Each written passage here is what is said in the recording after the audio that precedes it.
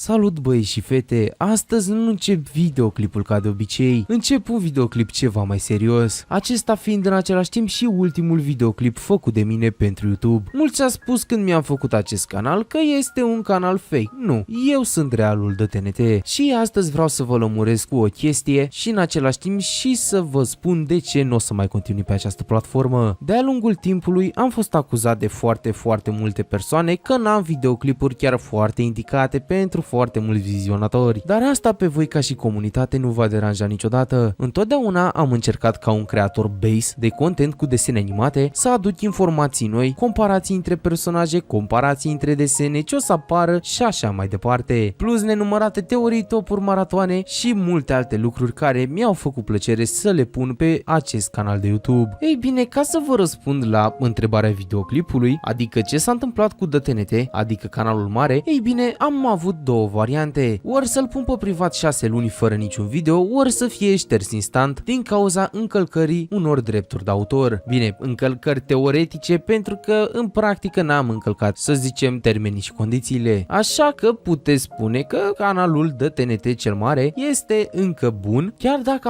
acolo apare suspendat pentru drepturi de autor. Nu, este pe privat timp de 6 luni. A fost o alegere destul de inspirată pentru a nu fi șters, plus de asta vreau să-l păstrez ca amintire pentru viitor. Și acum din partea voastră presupun că mai rămâne o singură întrebare. Aș mai continua să mai fac YouTube? Ei bine, băieți și fete, răspunsul este nu. Sunt un creator de content încă din anul 2013. Primul canal l-am avut bazat pe Naruto Ninja Storm 3. Cu acel canal am ajuns în 2013 în 8 luni la 8000 de abonați, care pe atunci erau destul de mulți într-un timp relativ scurt. Canalul a fost șters din vina mea, chiar și al doilea canal, al treilea, al patrulea, al cincelea, al șaselea și al șaptelea. Acesta este al optulea canal care este pus pe privat și cel pe care vedeți acum videoclipul este probabil al nouălea, să zicem? Da, probabil că da. Ei bine, nu vreau să lungesc acest video foarte mult, dar tot ce vreau este să știți un singur lucru. De-a lungul timpului am încercat să aduc un content destul de original în România. Nu neapărat ideea de desene animate este originală, că evident nu este, dar tipul de content abordat pe subiectul desenelor animate, cel puțin pe canalul meu, a fost cam 90-95%